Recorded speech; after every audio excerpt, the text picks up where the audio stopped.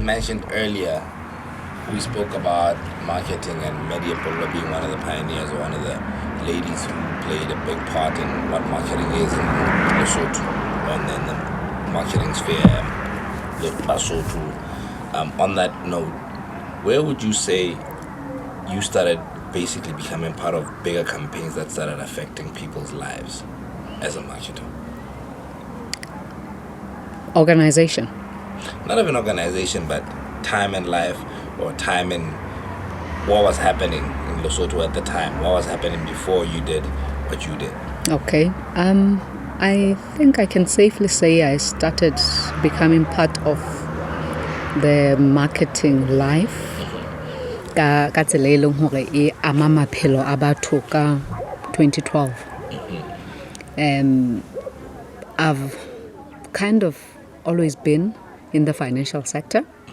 So for me, in a very impactful time in my life, where my biggest role as a marketer in or to tell a story or advise Basotho hore na ba ithuse jwang ka di financial services products. Yes, that. Complicated product to start with. Absolutely, it is. Continue. Okay. Yeah. Yes, that. So I would say that was the launch pad. Yeah, hore ke be in this field. Yeah, marketing ka tsela e bileng le an impact in lives. And for me, I started realizing, okay, now this is my purpose. You know, when you wake up in the morning, you go to work, and you're wondering, what am I going to do? Is it purpose-led goals? Are you just going to work because you have a job description that you need to fulfill? Or is it something that you're passionate about and it drives you? You can't sleep at night if you feel like something is not going right, you know. And I know this word is overused, but you want to be part of the people who change the narrative. Yeah, as sellers, how do we talk to our consumers about our products? It's interesting you say that, because we actually did a radio episode a few days ago. We were speaking about the role creativity plays in corporate Lesotho and the marketing space therein. How would you say, because I remember like when I first met you as a producer and you as a marketer, and you were one of the few people who really risked or understood or gambled with playing with creatives, like producers, graphic guys doing different things that are out of the norm. What was some of the motivation for that? Because you look at what's happening in 2020, and this is where we are. Because of COVID, the creative space is now gold. It's now, you need a lot more of those kind of people to come and basically tell those stories. Mm-hmm. You started doing this 5-10 years ago. Absolutely. What was the motivation then to do it? I guess for me, it's the passion behind brands and the storytelling itself. It's at the end of the day, I look at things and think, is it about a nice logo? Is it about the name of your brand? Or is it about the emotions that your brand and the service and the promise evokes out of people, you know? So as a marketer, you're not necessarily a creative. You know what you want, and you know where to tap into to get those creative juices going, and you know which people can make that happen. You have a dream, you have sort of a baseline story that you tell somebody like you, Mr. Maps, in this case, who can emotively bring that to life, you know. I hear what you're saying. So we are in an era where there's a lot of companies, small companies cropping up, which are kind of giving big organizations a run for their money. You know, they are competing for space in our timelines on Instagram, on social media generally. And you want to create a brand or build a brand story that gets people queuing to say, I want to be linked with that brand. Oh, I want a service. I want to be part of that. The fear of missing out. You know exactly that you call it FOMO. Exactly. You guys in the creative space, but really that's what drives me as a marketer to say, what story am I telling? And as I will keep going back to the issue, you don't want to be misleading people. I'm passionate about proper education, customer education, Yes, ma'am. consumer education, where people understand and make informed choices. But you tell a story such that they sometimes even realize, I was not aware I had this need. So that's where you creatives come in and play a role. Help us translate that into a story that a person can resonate with. I hear it. And on that note, what are some of the challenges you faced, and also, the gap that exists now? There's a miscommunication between creatives and corporate Lesotho, so to speak, or something is not happening. What do you think that missing link is? Having done it for so long with local creatives. Wow. I'm going to sound a little controversial. But what I've seen with most corporates, we don't want to give people a chance and be the first one to do that. I want to watch company ABC, having worked with that creative, and only then can I take the leap of faith to work with them, So it's a serious challenge that as corporates we need to overcome, and just have faith in our people and their skills. Our people meaning the creative agencies that we have in the country, or anybody who comes up with a concept, support from a corporate sponsorship or whatever. Exactly. Let's work with them. We are supposed to be on the corporate end where things are controlled, where we have policies, where we have things that we know what to look out for, where we can pick up red flags when things are about to go wrong. So it's our role to work with these creatives, hold their hands and say, this is where we want to go, instead of waiting for another organization to support. I hear what you're saying. Yeah. Now, while I urge you to be controversial, the issue of familiarity, because it's a reality we can't escape. Our country's so small, therefore our workspaces are so small. Therefore, we all kind of have a familiarity with each other within that aspect. How can we work past that in order to capacitate local creatives, local agencies, local guys to now compete or box at that high level? Hi, Date Mapetla, once again. I mean, this, I gotta ask questions like that. we get into that space where what I'll say will be marred with controversy. Okay. Indeed, we are a small community, and and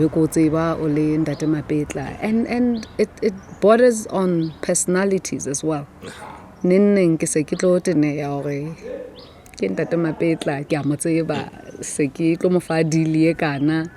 Or sometimes, as we say, in a small social cycle, I've seen you do something that ticked me off, and it becomes a bit difficult to separate the two and say that was social, this is work, but it also says to you as a person what you do based on your trade, where you are. You need to watch what you do, because clearly we cannot entirely separate. It's not like in Nahinzeding where you can go from province to province where people don't know you.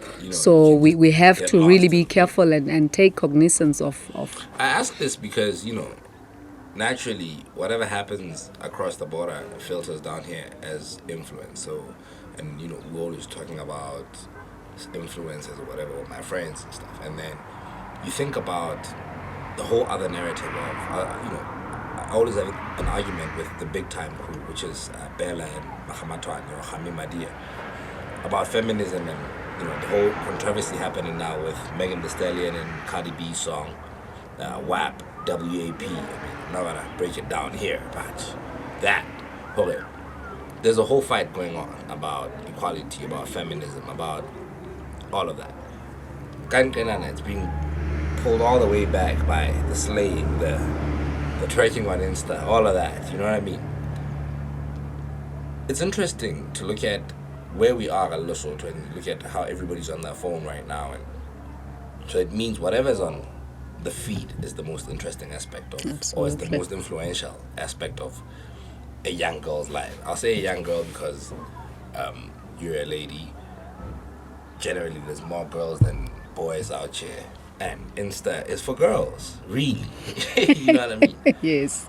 My age mates are predominantly on Facebook and now on Twitter. And yeah, but social media as a whole. What are some of the changes you've witnessed as a marketer? What are some of the changes you've witnessed as a mom, and how social media is shaping the next generation? It's a bit worrying from a mom's perspective when you look at the way people use social media, the youth in particular. I mean, there's only a few that I would say they're focused. They know what they're after. But this thing, bacha, particularly girls, who believe they should be seen to be, what do they call themselves? Slay queens? Or influencers. Or influencers. But it depends. You can be an influencer in a legitimate business-based way, yes. Exactly. For instance, I work with my daughter. Yes.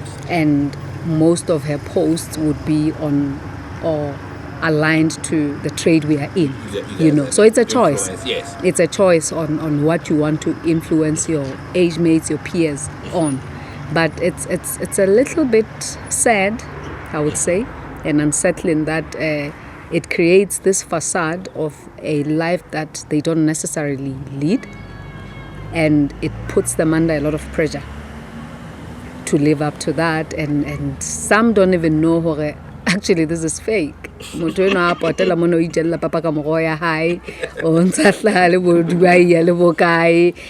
then you're gonna break your neck and end up doing just to finance that kind of lifestyle, That's not real, that's life, So I think as women, as older women, maturer women, it's our responsibility that goes into the question I was about to ask.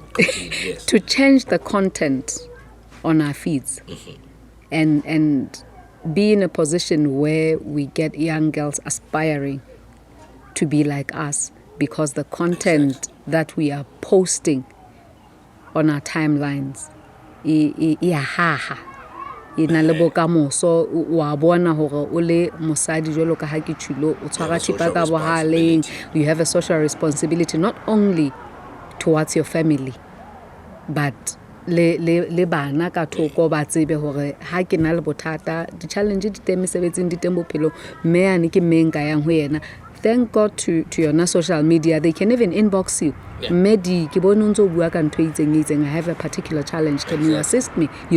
It would be nice for us as women my age and above hore ebe story sa rona hore people can reach out to us through social media. To the next question, mentorship. Okay. Mentorship is generally a big thing. It's generally such a necessary aspect of any society. It is. And we have a big challenge with it, let alone as women. You know what I mean? What are some of the ideas you would want to throw out there as far as mentorship and young women, and exactly what you're saying about ladies like you creating that environment where you show them a different alternative to what's out there on social media and Instagram and all of that? Ke batla ho dumela hore ntate Mapetla ntho e ke le ka bua ka yena qalong ya hore re na le boikarabello ba ho sebetsa le lona di creatives.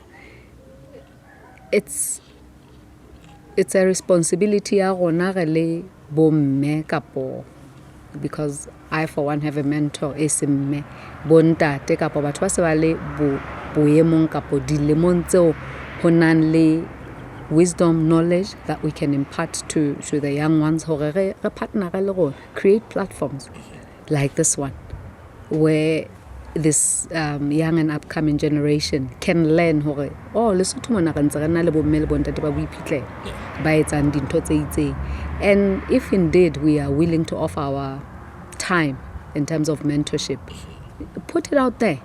And like I say, social media has made contacting people so easy.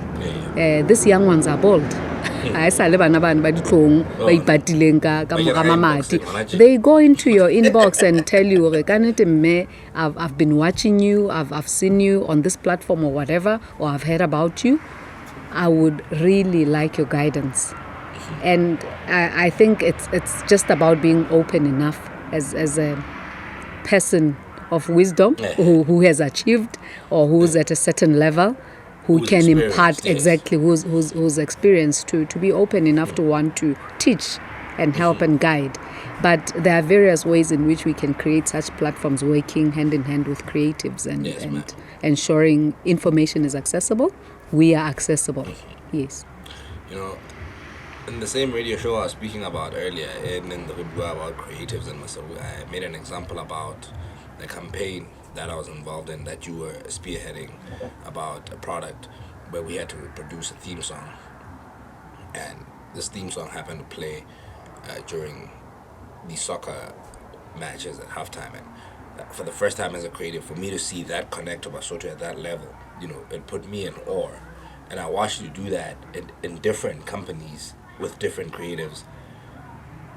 Going forward, what opportunities do you think really exist for girls, more specifically right now, as young Basotho girls? What opportunities do you reckon exist?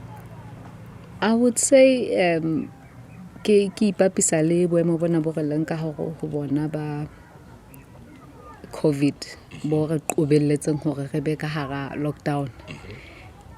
Ke nahana hore banana kapa barwetsana ba batjha, it's time they look internally isn't ka hare ho naha. There are so many things. I think re hlokometse hore there we were thinking everything revolves around stamping your passport and crossing the border, but that came to an abrupt and so post the stoop, come post the beach. My bad. but in terms of what you can do, that has also shown us hore re le Lesotho ha re hloke ho itshetleha moruong o kantle ho naha ha kaloka. So once again, it's an introspection thing. What are my passions? What are my skills? Or if I'm lacking in this field, we're talking mentorship, who can I talk to? Who can guide me? We've got a lot of organizations, funding as well.